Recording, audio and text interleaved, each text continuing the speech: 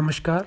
अपने पिछले वीडियो में हमने experimental determination of transport number, अभिगमनांकों का प्रायोगिक निर्धारण और उसके अंतर्गत हेटॉर्फ्स मेथड या हेटॉर्फ विधि के बारे में अध्ययन किया था। इस वीडियो में हम experimental determination of transport number का दूसरा मेथड मूविंग बाउंड्री मेथड या चल सीमा विधि के बारे में बात या चर्चा करेंगे। अभिगमनांकों के निर्धारण के लिए एक अधिक सरल व यथार्थ विधि काम में लेते हैं जिसे चल सीमा पद्धति कहते हैं। हालांकि इसमें भी समय लगता है तथा सांद्रता में परिवर्तन होता है, परंतु हेटॉर्फ विधि से सरल व यथार्थ परिणाम देती है। चल सीमा विधि या मूविंग बाउंड्री मेथड, इस विधि को लोज ने प्रतिपादित किया तथा बेंथम ने सुधारा।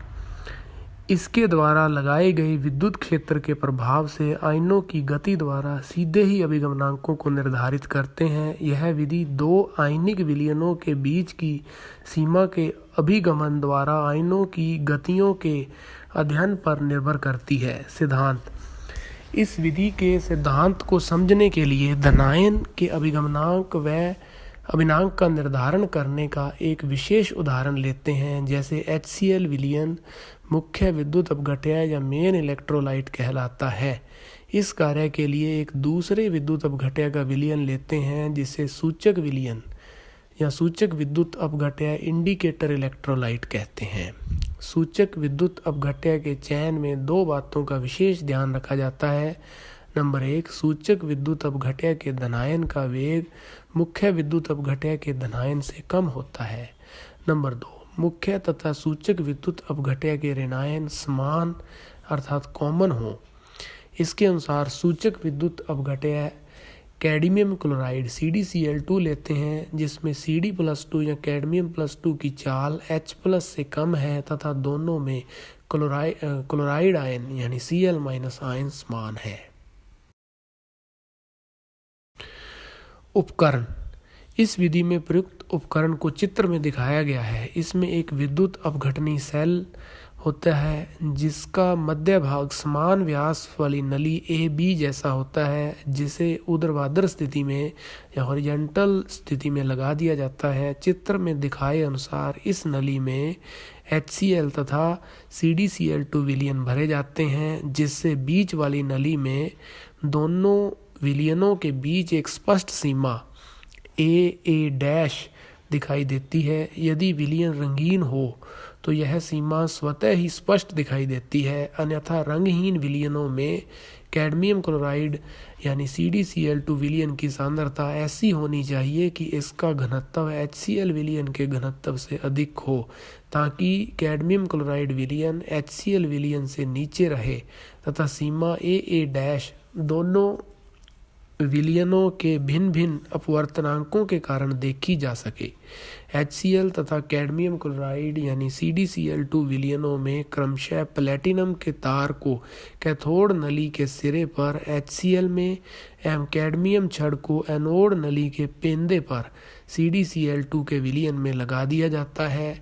बैटरी परिवर्तनशील प्रतिरोध एमीटर तथा कुलामीटर जो श्रेणी संबंध होते हैं अर्थात श्रेणी क्रम में लगे रहते हैं के माध्यम से दोनों इलेक्ट्रोडों को चित्र में बताए अनुसार जोड़ देते हैं।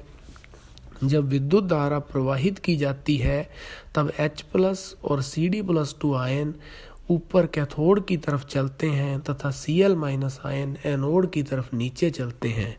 चूंकि धीमी गति वाले कैडमियम+2 आयन तेज गति वाले H+ आयनों तक कभी नहीं पहुंच सकते, अतः दोनों विलयनों के बीच तीक्ष्ण सीमा बनी रहती है। कैडमियम+2 आयन की गति H+ से कम है। यदि कम नहीं होगी तो विद्युत प्रवाहित करने पर सीमा अस्पष्ट हो जाएगी। प्रवाहित की गई विद्युत की मात्रा और सीमा द्वारा हटाए गए स्वेप्ट आयन को जानते हुए अभिगमनांक सूत्र द्वारा निकाला जाता है, जो कि निम्न प्रकार है। गणना या कैलकुलेशन: मानना कि विद्युत धारा की एक निश्चित मात्रा प्रवाहित करने पर सीमा AA' से BB' पर आ जाती है। कैथेटोमीटर की सहायता से इस सीमा या बाउंड्री का विस्थापन AA' से BB' सही माप लिया जाता है। माना कि यह विस्थापन L सेंटीमीटर है। नली AB का अनुप्रस्थ काट A वर्ग सेंटीमीटर है, अतः L सेंटीमीटर चलने में सीमा द्वारा हटाया गया आयतन L × A ml होगा। यदि HCl के विलयन की सांद्रता C ग्राम तुल्यांक प्रति लीटर है तो कैथोड की ओर जाने वाले H+ के ग्राम तुल्यांकों की संख्या बराबर L × A × C/1000 होगी। चूँकि 1 ग्राम तुल्यांक हाइड्रोजन आयन 1 फैराडे विद्युत धारा को ले जाते हैं, अतः H+ आयनों द्वारा ले जाई गई विद्युत धारा की कुल मात्रा बराबर L × A × C/1000 फैराडे होगी।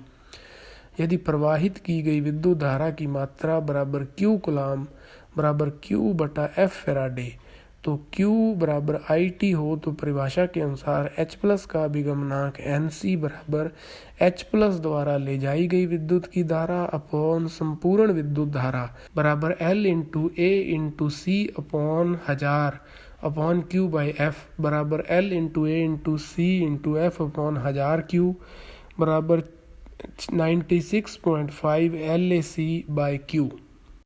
धन्यवाद।